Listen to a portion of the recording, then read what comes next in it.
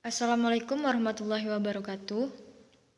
Kami dari kelompok 11 yang beranggotakan saya sendiri Siti Nurhaliza dan rekan saya Susanti.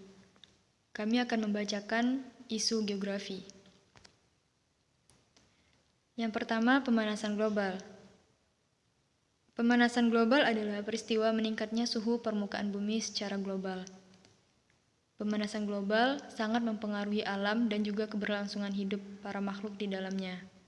Penyebab terjadinya adalah akibat efek rumah kaca dan bersumber dari aktivitas manusia, seperti pembakaran limbah pabrik, pembakaran sampah, asap kendaraan bermotor, pembakaran lahan, dan lain sebagainya. Dampak dari pemanasan global, yang pertama, kepunahan beberapa spesies hewan dan tumbuhan. Yang kedua, temperatur bumi menjadi semakin tinggi, membuat es di kutub mencair yang menyebabkan volume air laut naik. Yang ketiga, penipisan lapisan ozon atau atom oksigen pada lapisan atmosfer.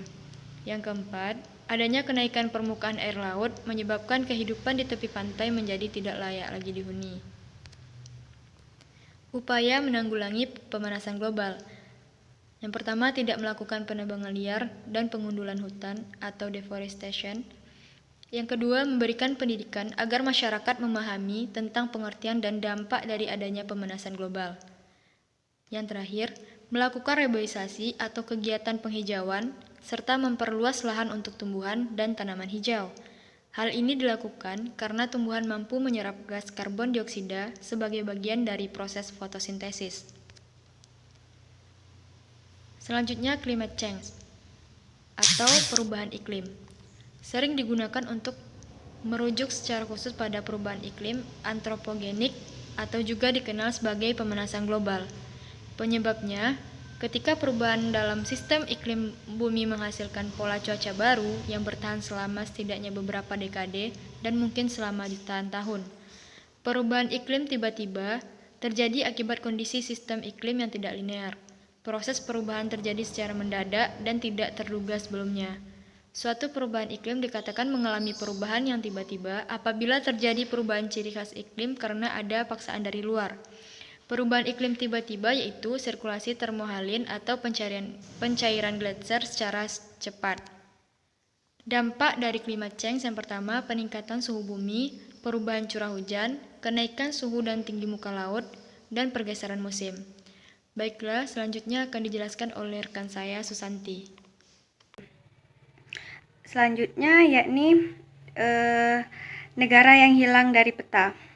Peta dunia adalah peta yang berisikan seluruh wilayah baik daratan maupun lautan yang ada di dunia ini. Sering berkembangnya zaman, peta ini pun mengalami perubahan yang cukup signifikan. Banyak sekali wilayah dan bahkan negara yang dihapus dari peta sampai dengan saat ini. Negara yang hilang dari peta yaitu ada Jerman Timur, ada Cekoslowakia, ada Ottoman Empire, Yugoslavia, Tibet, Austria-Hungaria, Vietnam Selatan, dan United Arab Republic. Selanjutnya yaitu pembahasan tentang COVID-19, pengertian COVID-19.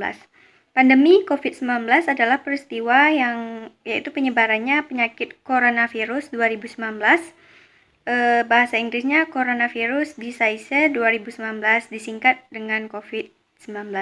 Di seluruh dunia, untuk semua negara, wabah COVID-19 pertama kali dideteksi di kota Wuhan, Hubei, Tiongkok pada tanggal 31 Desember 2019 dan ditetapkan sebagai pandemi oleh Organisasi Kesehatan Dunia WHO pada tanggal 11 Maret 2020.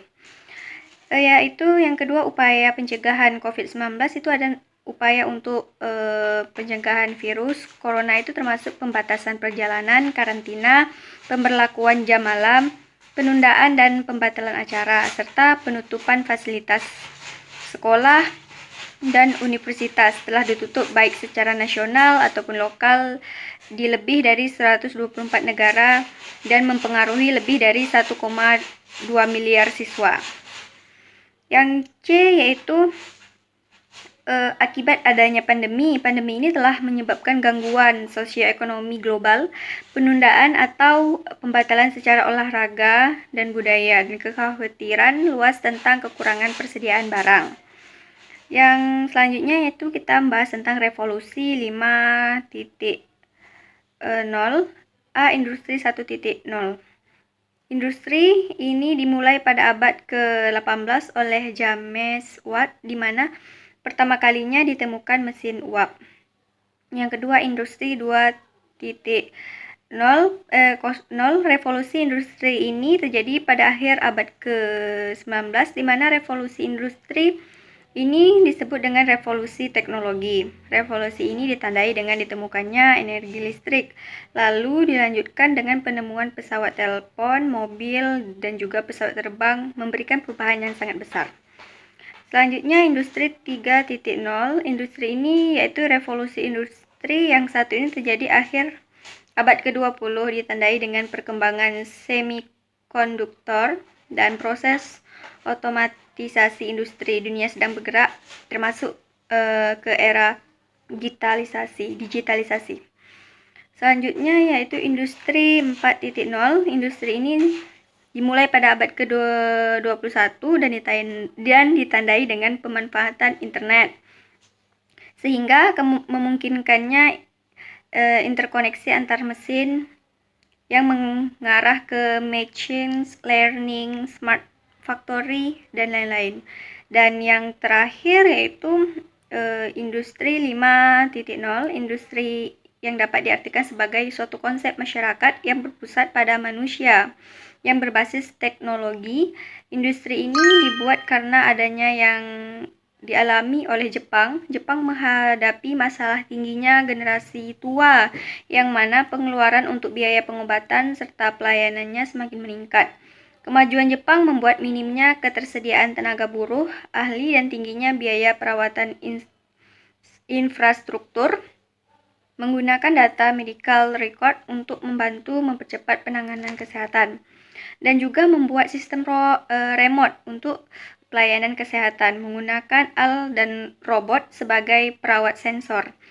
AL dan robot akan digunakan untuk membantu pemeliharaan jalan, terowongan, jambatan, infrastruktur lainnya. Mungkin hanya itu saja yang bisa saya sampaikan. Terima kasih.